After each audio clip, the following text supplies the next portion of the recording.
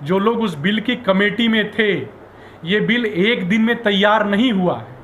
इस बिल को तैयार करने में 2.5 साल लगे हैं, और जो 2.5 साल लगे हैं, इस देश के 12 लाख किसानों से संपर्क किया गया है, और उसमें से 6 लोग ऐसे हैं जो उन किसानों के पास जा करके इसके बारे में उनसे चर्चा करके तब ये बिल तैयार हुआ है। ये बिल एसी में बैठ करके नहीं बना है। आप नरेंद्र मोदी को आप ये बोल करके खारिज नहीं कर सकते कि वो एसी में रहने वाले व्यक्ति हैं। नरेंद्र मोदी, मेरा विरोध हो सकता है, लेकिन नरेंद्र मोदी जी बडनेरा के एक छोटे से गांव से निकल करके एक गरीब और किसान परिवार का आदमी वो प्रधानमंत्री के पद पे बैठा है। जो लोग सोने का चम्मच लेकर के पैदा हुए थे, उनके विषय में तो प्रश्न उठेगा ही। फिर सर, किसान इतना विरोध क्यों प्रदर्शन कर रहा है? जब किसान के हित का बिल है तो किसान विरोध क्यों कर रहा है इसका? सबसे पहली चीज है, मैंने आपको पहले ही बताया कि आप किसानों को इसमें देखेंगे ही नहीं कि किसान विरोध कर रहा है। इसमें राजनीतिक पार्टी के कार्यकर्ता विरोध कर रहे हैं, इसमें कोई किसान विरोध नहीं कर रहा है। सर, लगातार जिस तरीके से इसका विरोध आप लोग देख रहे हैं, कांग्रेस विपक्ष के तौर पे बहुत आगे आ रही है और वो बता रही है, राहुल गांधी को भी नहीं पता होगा कि खेती कैसे होती है। तो आप इस मुद्दे पे तो बीजेपी के साथ हैं, अन्य मुद्दों पे कांग्रेस के साथ हैं या किसी और अन्य पार्टी से? हम जो भी किसान हित की बात करेगा, इस देश में जो भी व्यक्ति किसान हित की बात करेगा, किसान ही इस देश का अन्नदाता है, किसान ही हमारा भगवान है। जो हमारे भगवान की बात करेगा, इस देश में 70% आबादी गांव में बसती है, और वो जो गांव की आबादी है वो किसानी के ऊपर ही टिकी हुई है। किसानी हमारा सबसे मेन व्यवसाय है इस हिंदुस्तान का। और जब भारत सोने की चिड़िया था तो उस कृषि से ही था, कृषि के व्यवसाय से ही था। आप जब इतिहास हमारा उठा के देखेंगे 6ठी शताब्दी से पहले का, तो 6ठी शताब्दी से पहले का इतिहास, जो हम दुनिया में एक्सपोर्ट के सबसे नंबर 1 हुआ करते थे। क्यों हुआ करते थे? हमारे मसाले, हमारे अनाज, ये दुनिया भर के लोग, चाहे वो वेस्टर्न कंट्री रही हो या तो फिर एशियन कंट्री रही हो, सारे लोग हमारे यहाँ व्यवसाय करने के लिए आते थे और हमारी खेती को सीखने के लिए आते थे। समृद्धि का सिर्फ तब भी एक ही मूल मंत्र था, कृषि, और समृद्धि का आज भी एक ही मूल मंत्र है। भारत अगर जब भी समृद्ध बनेगा, वो सिर्फ और सिर्फ कृषि से ही बनेगा। इंद्रनील जी, आपसे सवाल ये है कि जिस तरीके से आप देख रहे हैं कि समर्थन में और इस तरीके से, क्या आप लोग भी किसानों को अवेयर करने के लिए इस बिल के लिए जाने वाले हैं, आपकी संस्था? हाँ, ज़रूर हम इस बिल को सबके बारे में अवेयरनेस करने के लिए जाने वाले हैं।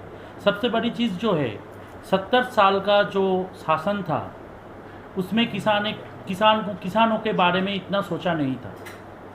आज तो कोई तो सरकार आया है जो किसानों के बारे में सोचा है।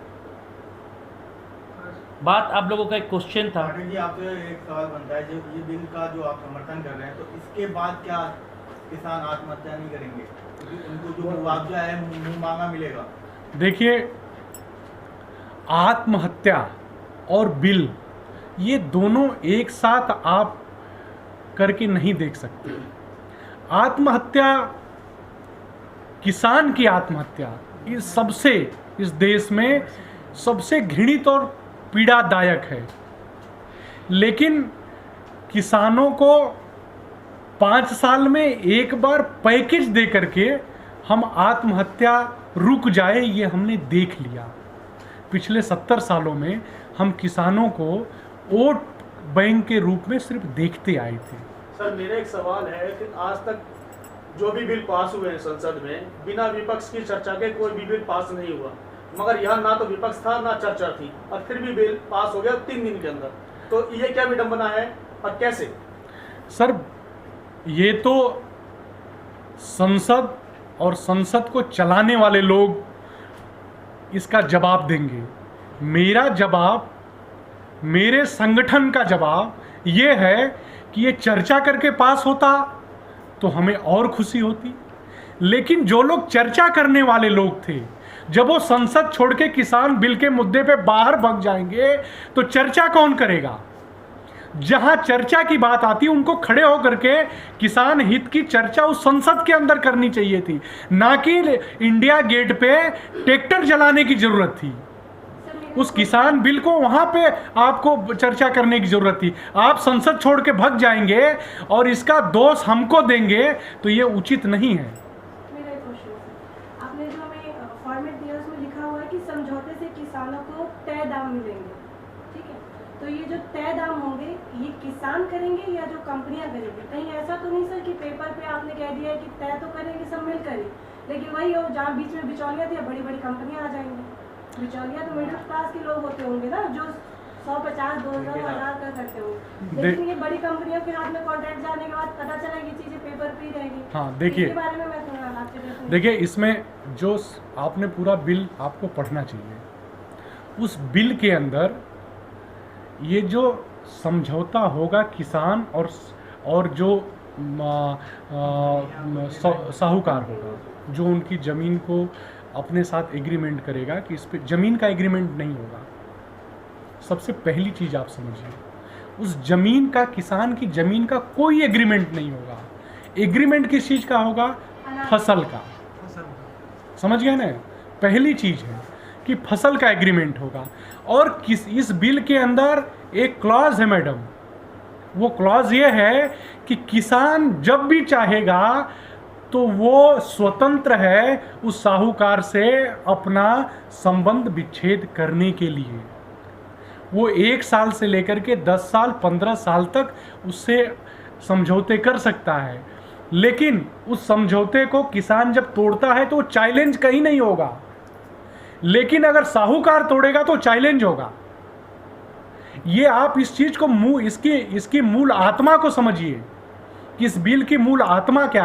आपका प्रश्न इतना अच्छा है, इसके बारे में हमारा जो संगठन है, हम अब तक लगभग 3-3.5 लाख किसानों को इस बिल के बारे में बता चुके हैं। हमारा 3 महीने का एक पूरे देश में अभियान चलेगा, जिसमें हम लगभग इस देश के 50 लाख से 1 करोड़ किसानों को इस बिल के बारे में डोर टू डोर जाके बताने वाले हैं कि ये क्या है, इसमें जो विरोध कर रहे हैं वो क्यों कर रहे हैं। उसका विरोध सिर्फ इसलिए है, मैं पहले भी आपको बताया, मंडियों में जो दलाली करने वाले लोग हैं वो राजनीतिक पार्टी के कार्यकर्ता हैं, इसलिए सारा विरोध है। सर, एक सवाल ये बनता है कि फसल बीमा जो होता था, अगर कोई नुकसान होता था तो उसका इंश्योरेंस उनको मिल जाता था जी। अब इस केस में किसान को इंश्योरेंस मिलेगा या जो जिनसे समझौता करेगा उसको मिलेगा? हाँ, ये भी प्रश्न आपका बहुत अच्छा है कि जो फसल बीमा था वो फसल बीमा उसी तरह से रहेगा, ये बिल के अंदर है, वो फसल बीमा उसी तरह से रहेगा। अगर नुकसान होगा तो 100% से लेकर के 80% तक किसान को जो बीमा है वो भी मिलेगा और जो समझौता है वो भी मिलेगा। दोनों चीज़ों का फायदा किसान को होने वाला है। और इसी डर के मारे उनको लगता है कि अगर किसान इस चीज़ को 1 साल के अंदर अगर वो 2 फसल 3 फसल किसान को समझ में आ गया फसल उगाने के बाद, तो हमारा क्या होगा। जो लोग विरोध कर रहे हैं, जो राजनीतिक पार्टियां विरोध कर रही हैं, उनको सबसे बड़ा प्रॉब्लम इसी चीज़ का है।